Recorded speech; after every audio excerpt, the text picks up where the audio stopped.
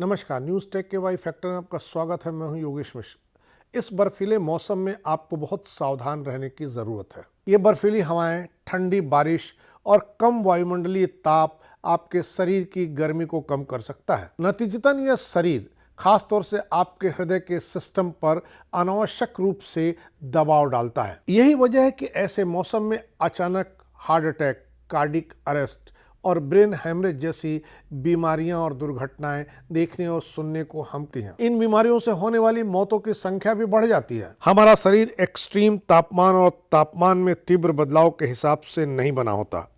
बर्फीले और एक्सट्रीम तापमान ठंडे देशों और पहाड़ी इलाकों के लोगों के लिए भी जानलेवा साबित हो सकते हैं। ठंड के आदी होने के बावजूद ठंडे देशों के भी लोग एक्सट्रीम तापमान से अपने को बचाने के नायाब जतन करते हैं। लेकिन इसके विपरीत मैदानी और गर्म देशों में न तो उस तरह के मकान होते हैं, न ही ऐसी व्यवस्थाएं होती हैं। जिन लोगों को दिल की बीमारी पहले से है, उनके लिए सर्दी का मौसम परेशानी को बढ़ाने वाला होता है। 65 वर्ष और उससे अधिक आयु के रोगियों को ठंड में स्वास्थ्य संबंधी जोखिम अधिक होते हैं। जैसे ही तापमान गिरता है, रक्त वाहिकाएं सिकुड़कर अधिक पतली हो जाती हैं। नतीजतन हृदय को पूरे शरीर में खून पंप करने के लिए अधिक मेहनत करनी पड़ती है।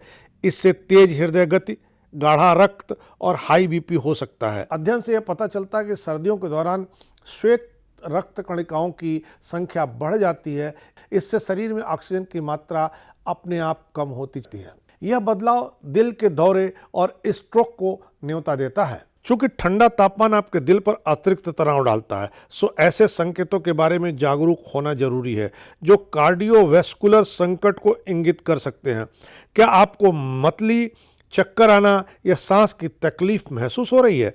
क्या सीने में दर्द, थकान, फ्लू जैसा महसूस हो रहा है? छाती में फड़फड़ाहट जैसा महसूस तो नहीं हो रहा है? ये सब किसी अनहोनी के संभावित संकेत हैं। ऐसे में आप बिना देर किए अपने हृदय विशेषज्ञ से संपर्क कर सकते हैं। सर्दियों के दौरान स्वस्थ दिल बनाए रखने के लिए आप कुछ आसान उपाय भी उठा सकते हैं।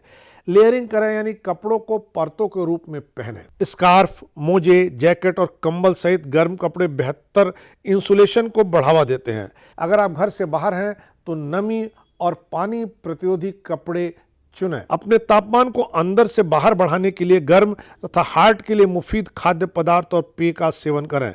ठंड के बावजूद व्यायाम आपके इम्यून सिस्टम को मजबूत रख सकता है। योग, स्ट्रेचिंग और स्ट्रेस बिल्डिंग जैसे व्यायाम आप घर के अंदर भी कर सकते हैं। नियमित ठंडे के दिनों में करना ही चाहिए, पर आमतौर पर आप ठंडक के दिनों में कुछ आलसी हो जाते हैं, इसे नहीं करते हैं। वैसे आप गर्मी और सर्दी दोनों समय यह व्यायाम करें तो निश्चित रूप से आपको फायदा होगा। आपको सेहत की किसी दिक्कत, परेशानी से निजात मिल सकती है। इंडोर व्यायाम भी जो है वो निश्चित रूप से आपकी कैलोरी को बर्न करने में आपकी मदद करते हैं।